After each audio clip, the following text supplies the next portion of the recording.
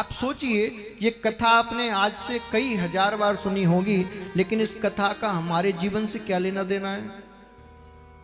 धुंधकारी की कथा सुन के हमें क्या मिलेगा? आपने 1 घंटे बढ़िया मिर्च मसाला लगा के पंडित जी खूब बढ़िया कथा की, 4 बार ताली बजवाई और ऐसी ऐसी बात कही, मन खुश हो गया, लेकिन हमें क्या मिला? कभी सोचा कि कथाकार बढ़िया तरीके से सजाकर परोसता है और खुश हो जाता, वाह वाह क्या बात की, क्या कथा कही, लेकिन बाबा तो कर ली, लेकिन ये बताओ कथा से मिला क्या? ये कोई कवि सम्मेलन थोड़ी है जो बाबा कर ली, आनंद ले लिया, फिर घर चले गए। कथा किस लिए है? कथा इसलिए है कि इस कथा से हमें कुछ प्राप्त हो, कुछ ज्ञान मिले। बंधु, इस कथा को समझिए जरा।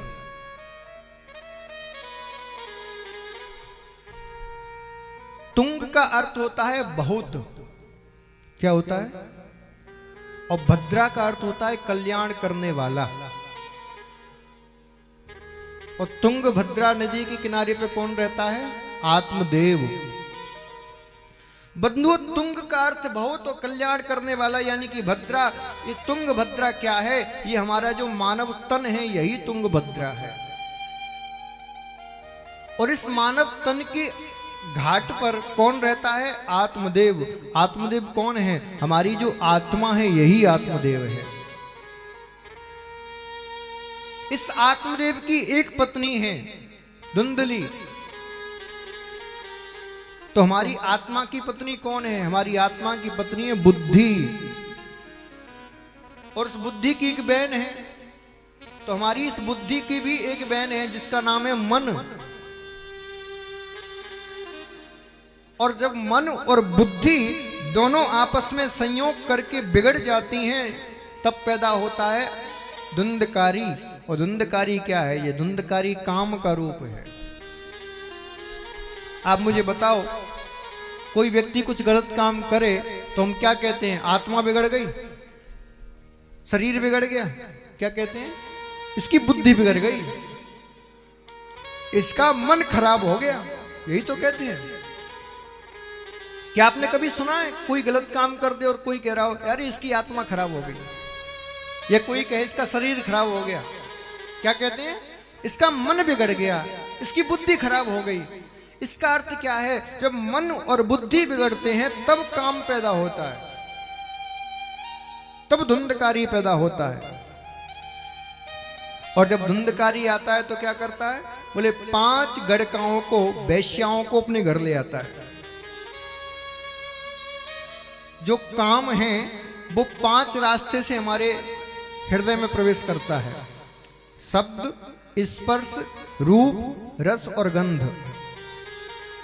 इन 5 रास्तों के द्वारा काम हृदय में प्रवेश करता है। हमने कुछ गंदा शब्द सुन लिया, काम हृदय में प्रवेश कर गया। किसी ने हमें गलत तरीके से स्पर्श किया, काम हृदय में प्रवेश कर गया। किसी सुंदर रूपवान स्त्री को या रूपवान पुरुष को देखा, काम हृदय में प्रवेश कर गया। कोई ऐसी दिव्य सुगंध सूंघी और काम हृदय में प्रवेश कर गया।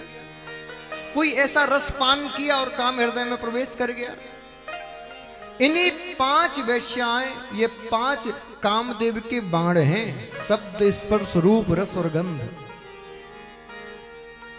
और बंधुओं, जब ये 5 वैश्याएं जब उस काम रूपी धुंधकारी को समाप्त करके और फिर उसको दैत्य बनाकर, उसको प्रेत बनाकर भाग जाती हैं, तब आता है गोकर्ण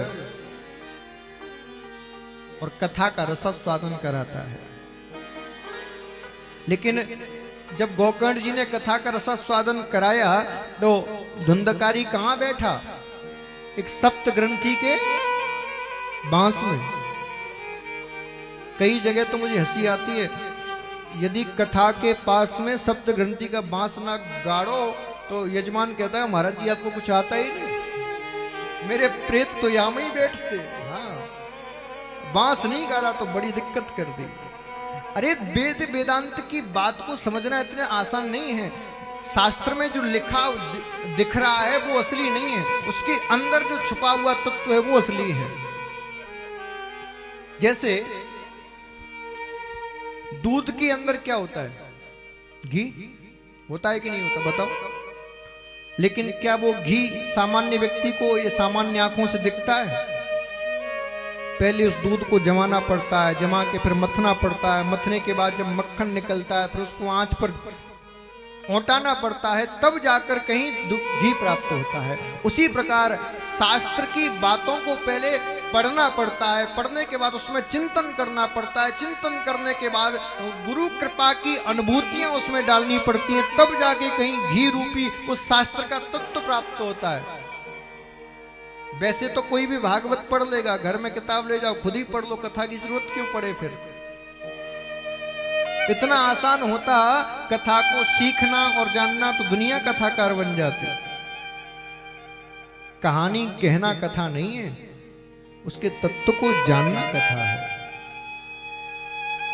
इस सप्त ग्रंथि का बांस क्या है? मैं आपको 7 ग्रंथि बता रहा हूं, गिनो जरा। काम, क्रोध, लोभ, मद, मोह, मत्सर और अविद्या। कितने हो गए? 7।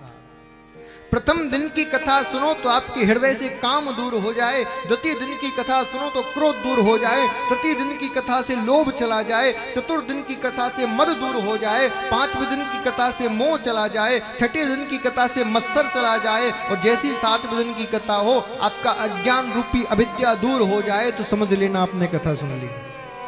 यही सप्तग्रंथि का बांस है। और ये बाहर नहीं है, ये आपके हृदय में है। ये अंदर बांस की ग्रंथियां फटनी चाहिए, बाहर फाड़ भी दी तो क्या हो जाएगा? इन चीजों को आप समझिए।